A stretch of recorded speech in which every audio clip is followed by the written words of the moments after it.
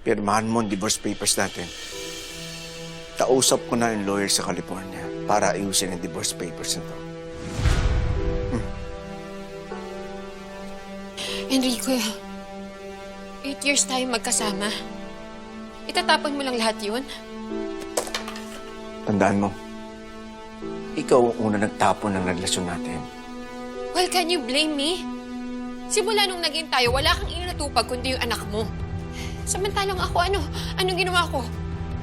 Namamalimos ako sa pagmamahal mo, sa atensyon mo. Huwag mo isisi lahat sa akin to. May pagkukulang ka din bilang asawa. Marami pa akong kailangang ayusin sa garantista. At inaayos ko na rin yung kondo na nilipatan mo. At kapag naayos yung divorce papers na to, makakalis ka na naman dyan.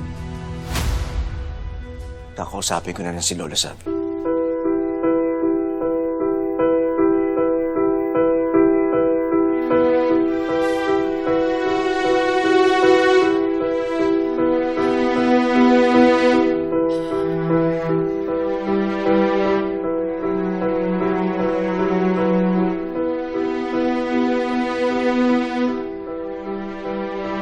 Tita Serena, okay lang po ba kayo?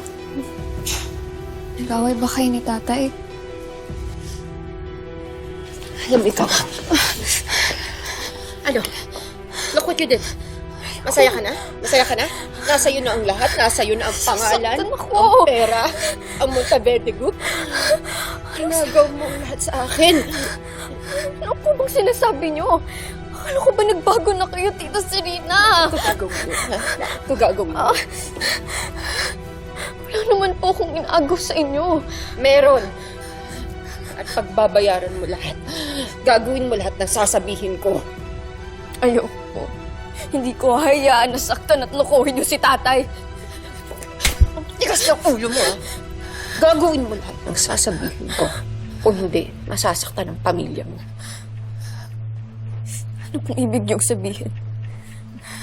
As we speak, hawak ng mga tauhan namin ni Teron. Si Mama Bebe mo, si Tatay, at yung napaka-buwisit, napaka-ilamerang kaibigan niya. Hindi po yan totoo. Alam kong nasa bakasyon si Mama Pepe, Lolo Sabi at kasama nila si Tita Charmaine. Upo ka! Yan.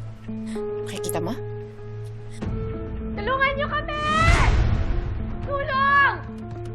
Pakahayap mo talaga si Rina! Pinaniwala mo kami. Pati sarili mong pamilya ipinahamak mo. Pinaniwala mo kami.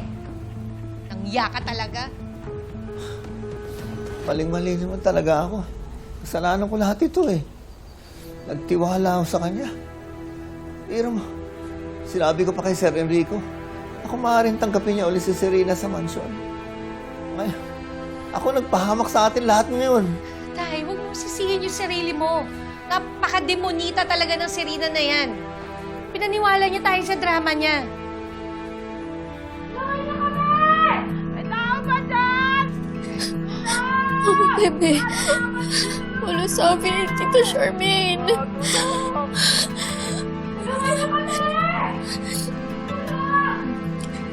Ayos mo talaga si Rina! Tulong! Tulungan niyo kami!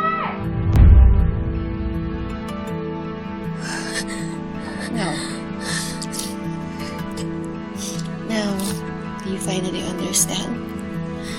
Alam ko, matalino ka. Kaya susundin mo lahat ng sasabihin ko. Dahil kung hindi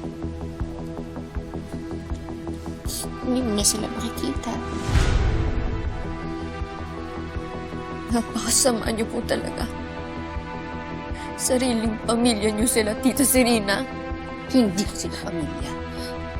Sila ang dahilan kung bakit namatay ang anak ko.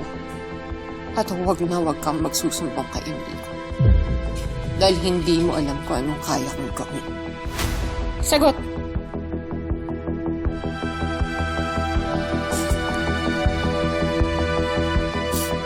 Opo, susunod po ako sa inyo. Basta huwag niyo lang sasaktan si Mama Bebe.